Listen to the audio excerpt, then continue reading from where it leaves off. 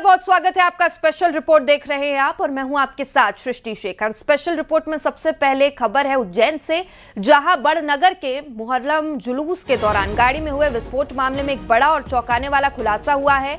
Police जांच में सामने आया है कि हुड़दंगियों ने हवा में गाड़ी लटकाकर करीब 8,000 रुपए के पटाखे जलाकर इस खतरनाक ब्लास्ट को अंजाम दिया था। इस मामले में पुलिस ने कड़ा रुख अपनाते हुए 4 नामजद और 5 अज्ञात आरोपियों के खिलाफ मामला दर्ज किया है। पुलिस अब तक 3 मुख्य आरोपियों को गिरफ्तार कर चुकी है, जबकि बाकी फरार उपद्रवियों की गिरफ्तारी के लिए लगातार छापेमारी की जा रही है। तो उज्जैन से ये तस्वीरें सामने आई थी, जहां पर मुहर्रम के जुलूस के दौरान ये धमाका किया गया था। कार को ऊपर लटकाकर उस पर विस्फोट किया गया था। 8,000 रुपए के पटाखे लगाकर इस खतरनाक ब्लास्ट को अंजाम दिया गया था। मामले में पुलिस ने कड़ा रुख अपनाया है। 4 नामजद 5 अज्ञात आरोपियों को के खिलाफ एफआईआर दर्ज किया है। अब तक 3 मुख्य आरोपियों को गिरफ्तार किया गया, उनका जुलूस भी निकाला गया, जिसकी तस्वीरें भी सामने आई और फिलहाल बाकी फरार उपद्रवियों की तलाश जारी है। तो उज्जैन की ये तस्वीरें हैं, जहां पर मुहर्रम जुलूस के दौरान हुड़दंग की ये तस्वीर सामने आई, वीडियो वायरल हुआ, जिसके बाद लगातार पुलिस एक्शन मोड में है। 3 आरोपियों को गिरफ्तार कर उनका जुलूस निकाला गया और बाकी आरोपियों की लगातार तलाश जारी है। तो मुहर्रम के जुलूस के दौरान अलग अलग शहरों से विवाद की स्थिति, हुड़दंग की तस्वीर सामने आई है।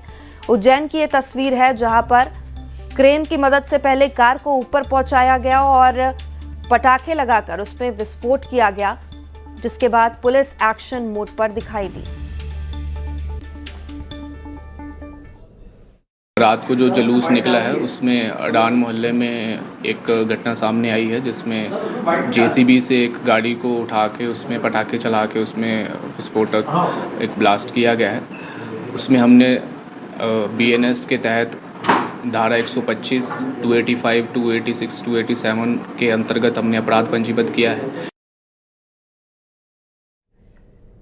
तो मुहर्रम के जुलूस के दौरान ये तस्वीरें सामने आई और अब कई सवाल खड़े हुए हैं। न्यूज़ 18 मध्य प्रदेश छत्तीसगढ़ के भी कुछ सवाल हैं, जैसे मुहर्रम जुलूस में आखिर ये बारूदी कार क्यों लाया गया, और वहीं दिल्ली ब्लास्ट को याद क्यों कराया गया। धार्मिक जुलूस में बारूद का आखिर क्या काम था, ब्लास्ट से आखिर क्या मैसेज देने की कोशिश की गई, और हम लौटकर आएंगे ये लिखकर क्या जताना ये चाह रहे थे, इसका मतलब क्या है। भीड़ के बीच ब्लास्ट आखिर क्यों कराया गया, अनहोनी होती तो इसकी जिम्मेदारी कौन लेता। दिल्ली ब्लास्ट का महिमा मंडन किया जा रहा था, ये तस्वीरों से दिखाई देता है।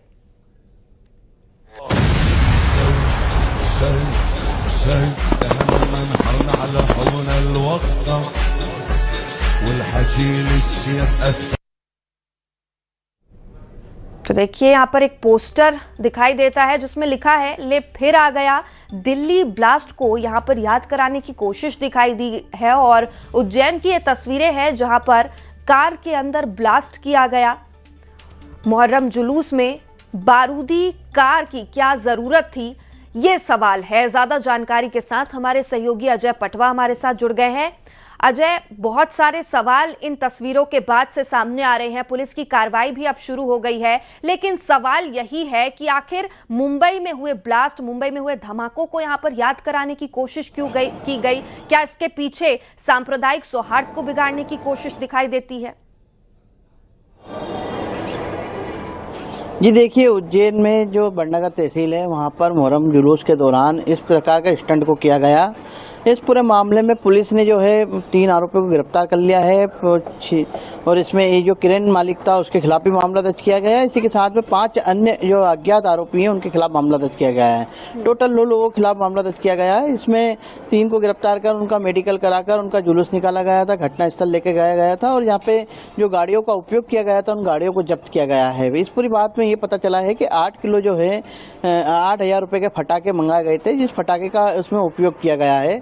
लेकिन इस पूरे मामले में जब हमने उससे पूछताछ की कि ये इसका मतलब क्या था जो आपने लिखा है, तो इस पूरे मामले में उनका यही निकला है वहाँ के लोगों का कि जो 2 अखाड़े चलते हैं और इन दोनों अखाड़ों में कंपटीशन है, इस बात को लेकर उन्होंने इस तरीके का स्लोगन लिखा था। लेकिन इस पूरे मामले की जांच की जा रही है और जांच के बाद ही स्पष्ट हो पाएगा कि आखिर क्या कारण था। लेकिन इस पूरे मामले में अब तक जो है जो गाड़ियों का उपयोग किया गया था वो जब्त की गई है और 9 लोगों के खिलाफ जो है मामला दर्ज किया गया है और अभी तक जो है फटाकों की बात सामने आ रही है। लेकिन अभी जांच पुलिस की जारी है और जांच के बाद ही स्पष्ट हो पाएगा कि आखिर क्या कारण था और क्यों ऐसा स्टंट किया गया है। हमने जब क्रेन मालिक से बात की तो क्रेन मालिक का ये कहना था कि हम लोगों के पास जो आयोजक था उनका फोन आया था कि आपकी क्रेन हमको चाहिए, तो 2500 रुपये में उस क्रेन को बुक किया गया। और जब क्रेन वहाँ पहुंची तो उनके ड्राइवर ने उनसे पूछा कि इस गाड़ी को क्यों बांधा जा रहा है, तो इसमें पूरा उन्होंने बताया कि जिस तरीके से वहाँ पे जो आयोजन करने आ रहे हैं उनका स्वागत किया जाएगा और उससे फूल बरसाए जाएंगे। लेकिन जब इसमें विस्फोट हुआ तो ड्राइवर ने अपने मालिक को पूरा घटनाक्रम बताया, लेकिन जब तक ये पूरा घटनाक्रम हो चुका था, लेकिन गाड़ी मालिक से यही कह के बुलाया गया था कि जो आयोजन होना है जिसमें जो लोग आएंगे उनका स्वागत किया जाएगा। लेकिन इसके बाद जिस तरीके का घटनाक्रम हुआ तो मालिक को भी इस बात की भनक नहीं थी। और लेकिन अब जो क्रेन मालिक है उसकी तरफ से भी यही कहा गया है कि जिस तरीके से उन्होंने जो कृत्य किया है, लेकिन इसको लेकर वो भी अब हर्जाना भुगत रहे हैं। जी बिल्कुल, कई सारे सवाल यहाँ पर अभी भी खड़े हो रहे हैं। हालांकि पुलिस की कार्रवाई लगातार जारी है, आप नजर बनाकर रखिए। जय, जानकारी आपसे जरूर आगे लेंगे। फिलहाल शुक्रिया। भोपाल का रुख करेंगे, जहां बड़नगर ब्लास्ट मामले पर विधायक भड़के और बीजेपी विधायक रामेश्वर शर्मा ने एनएसए लगाने की मांग की है। घटना को गहरी और सुनियोजित साजिश बताया है। दिल्ली कार ब्लास्ट से इस घटना की तुलना की और रामेश्वर शर्मा ने कहा कि ब्लास्ट से दिखाना क्या चाहते थे, बारूद कहां से आया, इसकी सख्ती से जांच की जानी चाहिए। सुनिए। शांति प्रिय जनता और उज्जैन में तो लाखों लोग बाहर से दर्शन करने आते हैं, उनके मन में क्या दहशत पैदा करेगी कि उज्जैन में तो इस तरह क्रेन में जो है मारुति वैन लटकाकर, अगर वैन में पेट्रोल हुआ होता और विस्फोट करती और उसके चिथड़े चारों तरफ उड़ते तो क्या घटना होती।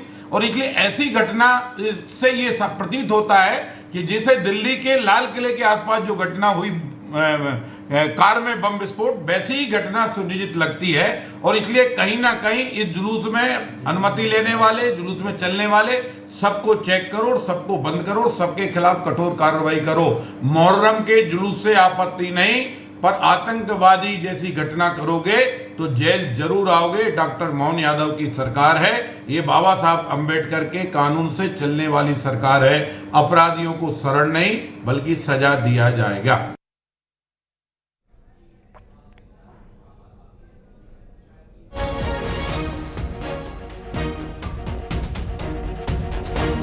पूरे मामले में विधायक ने सख्त टिप्पणी की है, कहा कि पूरे मामले की सख्ती से जांच होनी चाहिए और दिल्ली ब्लास्ट को याद दिलाने की कोशिश यहां पर की गई है। और ज्यादा जानकारी के साथ हमारे सहयोगी शिवकांत इस वक्त हमारे साथ लाइव जुड़ चुके हैं। शिवकांत, ब्लास्ट मामले पर अब विधायक भी सख्त रुख अपना रहे हैं। उनका साफ कहना है कि इस पूरे मामले को लेकर अब जांच की जानी चाहिए सख्ती से। जी हाँ, बिल्कुल। आज मुहर्रम है और उससे पहले मध्य प्रदेश से ही 2-3 ऐसे वीडियो आ चुके हैं सामने जो वास्तव में चिंता पैदा करने वाले हैं, जिसमें से एक ब्लास्ट करके एक वैन को उड़ाया जाता है, वहीं दूसरी ओर अलग हुड़दंग के भी वीडियो भी सामने आ रहे हैं, चाहे रतलाम का मामला हो, चाहे उज्जैन बड़नगर का मामला हो।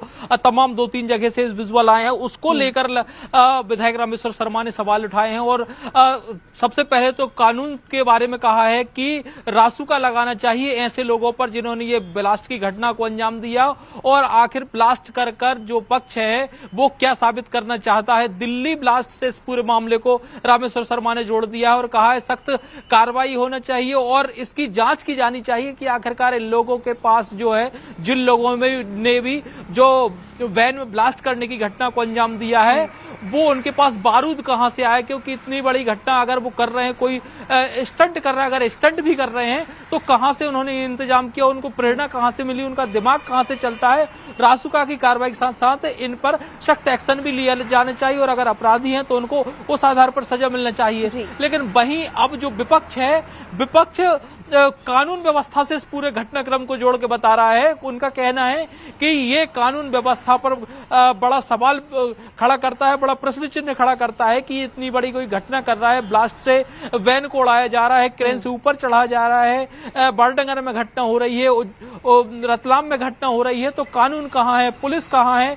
कहीं न कहीं लापरवाही पुलिस प्रशासन की है। तो एक पक्ष इसको कानून से जोड़ रहा है, दूसरा उसको कानून का है, लेकिन दिशा दूसरी दे रहे हैं। तो अब देखना होगा कि आखिर इस बार इस सिलसिले में, हालांकि पुलिस ने 3 लोगों को गिरफ्तार कर लिया है, उनसे पूछताछ भी कर रहे हैं, लेकिन जांच में क्या कुछ निकल कर आता है और पुलिस का क्या एक्शन होता है, वो बड़ी दिलचस्प और देखने वाली बात रहेगी। जी बिल्कुल शिवकांत, तो कानून के नियमों की धज्जियां तो यहाँ पर उड़ाई गई है, लेकिन अब सवाल ये भी उठ रहा है, चूंकि वहां पर एक पोस्टर भी लहराते कुछ युवक नजर आए थे, ले फिर आ गया, फिर दिल्ली ब्लास्ट से सीधे सीधे विधायक ने इसे जोड़ दिया है। तो क्या यहां पर सांप्रदायिक सौहार्द बिगाड़ने की भी कोशिश की जा रही थी, चूंकि एक नहीं कई जिलों से ऐसी तस्वीरें सामने आई हैं? जी हाँ, बिल्कुल, मैं वही बता रहा हूं कि लगातार एक जिले से नहीं, केवल रतलाम और उज्जैन नहीं, और भी कई जिलों से ऐसी तस्वीरें सामने आ रही हैं और पोस्टर भी लहराए गए हैं। तो कहीं ना कहीं जो असामाजिक तत्व होते हैं वो सांप्रदायिक सौहार्द को बिगाड़ने की कोशिश करते हैं और ठीक उन्होंने उसकी शुरुआत भी की है। और ये जो ब्लास्ट किया, जो पोस्टर लहराए हैं, वो उसी का एक छोटा सा एग्जाम्पल कह सकते हैं कि कहीं ना कहीं सांप्रदायिक सौहार्द बिगड़े और जो शांति का वातावरण है वो उस अशांति फैले, ताकि वो अपना काम इसकी आड़ में कर सके।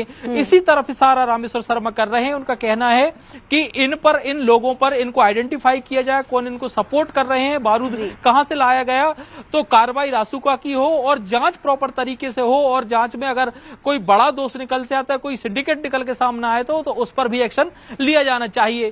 तो कहीं ना कहीं कानून तो है, लेकिन अब पॉलिटिकल रूप से भी ये एक मुद्दा बनता जा रहा है। जी बिल्कुल शिवकांत, तो लगातार ये तस्वीरें सामने आ रही है जहां पर सांप्रदायिक सौहार्द बिगाड़ने की कोशिश तो की ही गई है। और बीजेपी से हमारे साथ इस वक्त अजय जी जुड़ गए हैं। अजय जी, यहाँ पर मुहर्रम के जुलूस के दौरान ये तस्वीरें सामने आई थी जहाँ पर कार में ब्लास्ट किया गया है। अब आपके विधायक ये आरोप लगा रहे हैं कि दिल्ली ब्लास्ट को यहाँ पर याद दिलाने की कोशिश की जा रही है।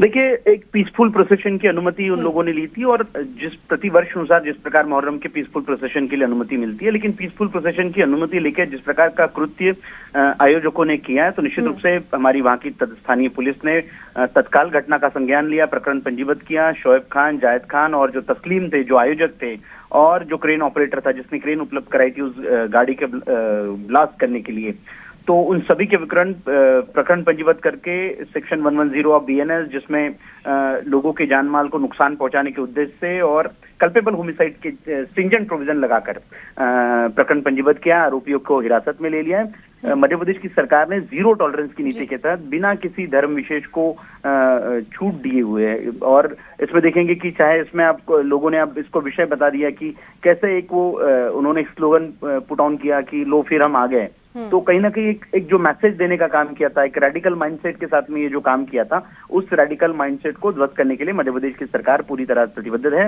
आदरणीय मुख्यमंत्री डॉक्टर मोहन यादव जी की सरकार है, कानून का राज स्थापित होगा और कानून का राज चलेगा। बिल्कुल, हमारे साथ कांग्रेस प्रवक्ता मिथुन अहिरवार भी जुड़ चुके हैं। मिथुन जी, यहाँ पर तस्वीरें सामने आई है, एक नहीं कई तस्वीरें अलग अलग शहरों से मध्य प्रदेश के सामने आई जहां पर जुलूस के दौरान इस तरह से हुड़दंग की गई। खासतौर पर ये उज्जैन की तस्वीर जहां पर कार में ब्लास्ट किया गया, आपने तस्वीर देखी होगी। सर, आपको आवाज मिल रही है? मिथुन जी, आप तक आवाज आ रही है? जी, आपको आवाज मिल रही है? जी जी, हमें आवाज आ रही है। आपने तस्वीर देखी होगी उज्जैन की जहां पर कार में ब्लास्ट किया गया है। देखिए, ये बेहद आपत्तिजनक एक घटना है और भारतीय जनता पार्टी ने इस पर मजबूती से कार्रवाई नहीं करी, इसलिए भाजपा के ही सांसद इस पर लगातार कार्रवाई की मांग कर रहे हैं। तो भारतीय जनता पार्टी को बताना चाहिए कि ऐसे जो भाई जितना कह रहे हैं कि हम बिल्कुल अलर्ट पर रहते हैं, हमारा शासन प्रशासन मजबूती से काम कर रहा है, बीएनएस आ गया है, नई नई धाराएं आ गई हैं, तो किसने आपको रोका है? कि आपको कानून की जानकारी नहीं है, या क्या आप अपने ही जनप्रतिनिधियों से डर करके आप कार्रवाई करेंगे, जबकि आपको कार्रवाई स्वयं से मजबूती से करनी थी ताकि आगे इस तरीके की घटना ना हो। मुहर्रम का जो प्रोसेशन निकलता है, हर साल निकलता है, कभी ऐसी घटना नहीं होती है, लेकिन जिन लोगों ने ये घटना इस समय कर दी है तो भारतीय पार्टी ऐसा लगता है तो उनके साथ में है, और इस कारण भारतीय जनता पार्टी के ही जनप्रतिनिधि अपनी ही सरकार पर सवाल उठा रहे कि सरकार मजबूत कार्रवाई नहीं कर रही। बिल्कुल मिथुन जी, हमारे साथ अजय जी भी जुड़े हुए हैं, उनसे ही जवाब ले लेते हैं। अजय जी, जब ऐसे जुलूस निकलते हैं तो लोकल प्रशासन पूरे अलर्ट मोड पर रहता है कि इस मार्ग से जुलूस को निकलना, इसकी जानकारी प्रशासन को देनी होती है, लेकिन फिर ऐसी तस्वीरें सामने आती है तो कानून व्यवस्था पर तो सवाल उठेंगे, सरकार पर भी सवाल उठेंगे। देखिए, मुहर्रम के जुलूस को यदि सरकार ने परमिशन नहीं दी तब फिर सरकार के ऊपर तुष्टीकरण का आरोप लग जाएगा। सरकार ने एक पीसफुल प्रोसेशन की अनुमति दी थी, स्थानीय प्रशासन ने, लेकिन क्रिमिनल ब्रीच ऑफ ट्रस्ट जिसको हम कहेंगे कि एक ऐसा विश्वासघात किया कि उन लोगों ने शांतिपूर्ण प्रोसेशन की अनुमति ली, लेकिन उस प्रोसेशन में इस प्रकार से दुर्भावनाओं के साथ में जिस प्रकार से उन्होंने वो स्टंट किया, उस स्टंट के माध्यम से जो एक मैसेज, रेडिकल मैसेज देने का काम किया कि ले फिर हम आ गए, तो उसके बाद में वहां का स्थानीय पुलिस ने तत्काल कार्रवाई की, उन लोगों के विरुद्ध स्ट्रिंजेंट धाराओं में प्रकरण पंजीबद्ध किया, उनको हिरासत में लिया, और अब इसकी भी विवेचना कर रहे हैं कि क्या एनएसए इंपोज किया जाए। रामेश्वर शर्मा जी इसे दिल्ली ब्लास्ट से साफ तौर पर जोड़ते नजर आए हैं, तो साजिश इसे करार दे रहे हैं। क्या अब इसमें बड़ी टीम तैयार होगी जांच के लिए? क्योंकि अगर ये सच में साजिश है तो इसकी जांच तो जरूर होनी चाहिए। निश्चित रूप से आईजी उसमें ध्यान दे रहे हैं, एडिशनल एसपी ने घटना का पूरा संज्ञान ले लिया है प्रकरण पंजीबद्ध करके। अब एनएसए किस प्रकार से इंपोज कर सकते हैं, क्या मोडस ऑपरेंडी था, उसमें कौन संलिप्त थे, किन लोगों ने उस वीडियो उसको फुटेज को वायरल किया, और क्या कहीं किसी स्लीपर सेल को इंडिकेशन थे, ये सारी बातों पे अब उसकी जांच होगी और निश्चित रूप से दोषियों के विरुद्ध कार्रवाई। चलिए, तो एक तरफ दिल्ली ब्लास्ट से जोड़कर देखा जा रहा है, तो वहीं दूसरी तरफ कांग्रेस का आरोप है कि कानून व्यवस्था की धज्जियां उड़ाई जा रही है। फिलहाल देखने वाली बात होगी कि जांच में क्या कुछ निकलकर सामने आता है। आप दोनों का ही बहुत शुक्रिया हमारे साथ जुड़ने के लिए। और अब बात